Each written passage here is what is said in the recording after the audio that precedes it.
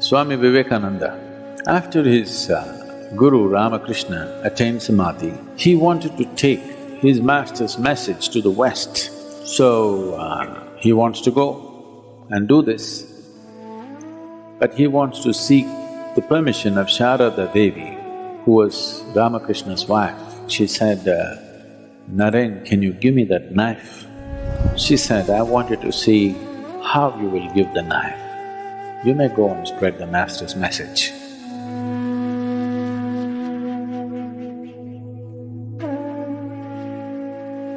To be spiritual has always been also understood as to be gentle.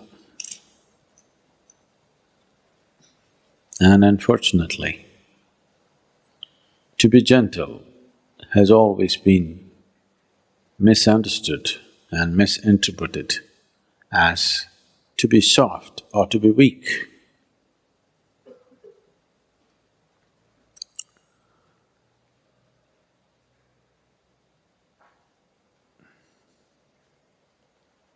The weak are gentle not by choice, because they're incapable of making a strong imprint, they're gentle. Gentleness is of value only when it's by choice. You're capable of being violent, but you choose to be gentle. That's of great value. You're incapable of violence. Now you're gentle. That's not of any great value because that's coming from a certain incapability. Today somebody was asking me, Sadhguru, why all the goddesses in India, always they have weapons in their hands?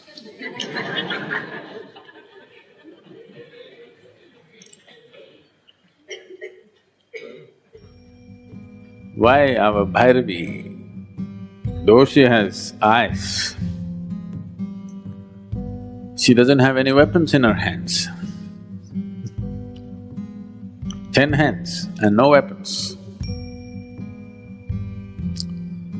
Because she's done with violence.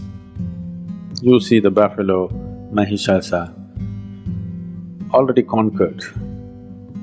So what needs to be treated brutally has been done. The beast has been killed. Now there is no need for weapons, so all hands free. So to bring yourself to this state, intense, not in a violent manner, intense, she is intense in victory, she is intense in energy, she is intense in her ecstasy. Her intensity is not violence, not that she's not capable of, it's just that she's done with it. In the evolution of one's action, if you look at the evolution of action, the initial part of the action will always be violent.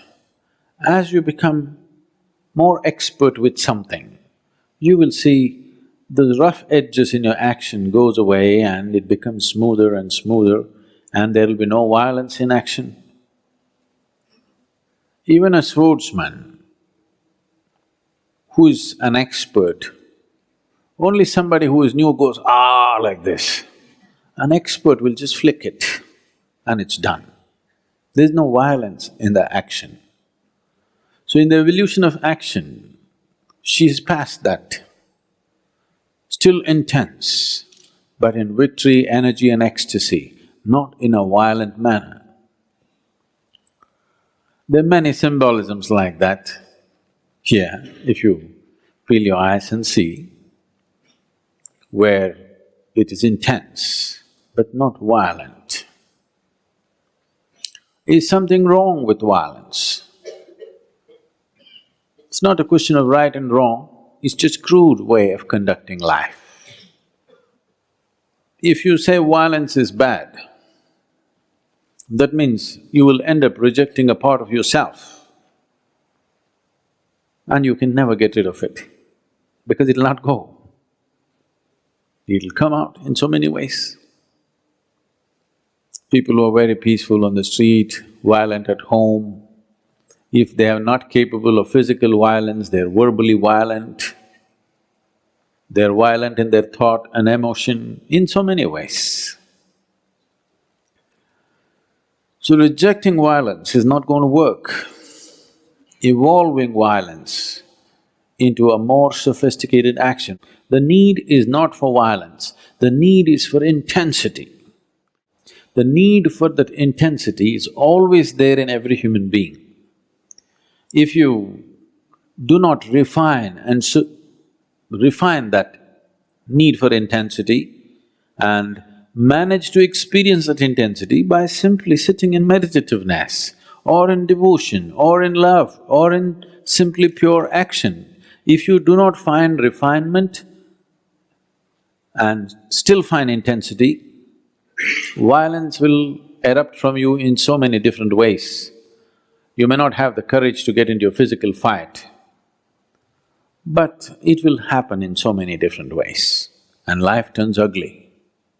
It will enter every sphere of your life and the way you take things and keep things, you will know whether you're gentle or violent, you know. There's a very beautiful incident which happened. I must have told you a few times. Swami Vivekananda, all of you heard of Swami Vivekananda? After his Guru Ramakrishna attained Samadhi, he wanted to take his master's message to the West. So, he wants to go and do this, but he wants to seek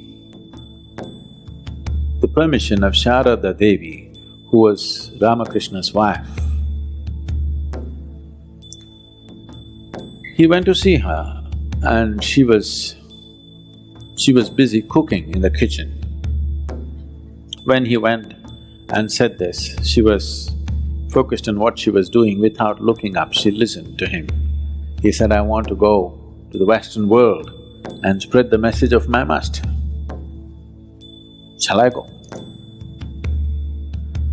So without looking up from the chores that she was doing, she said, Naren, can you give me that knife? So he picked up the knife and gave it. He's a certain kind of person, so he gave it in a certain way. Not like that, he gave it in a certain way. She took the knife and kept it aside and she said, you may go. Then he noticed this and he said, why did you ask for the knife? You have no vegetables to cut, everything is already on the pot, already in the pot, on the boil. Why did you ask for the knife? There was no need for the knife, why did you ask for it? She said, I wanted to see how you will give the knife. You may go and spread the master's message. So this is where gentleness is. Not because somebody is watching, not because you're under scrutiny, just the way you move, how you step on the planet, how you breathe, how you sit, how you stand, how you look at other people. This is where you have to refine your action. Now I'm not talking to you about mindfulness, no, being mindful of everything, no. I'm talking about refining your physical action, your verbal action. With this slowly, your mental action and emotional action also can be refined. To just move your hands and legs in a more gentle manner.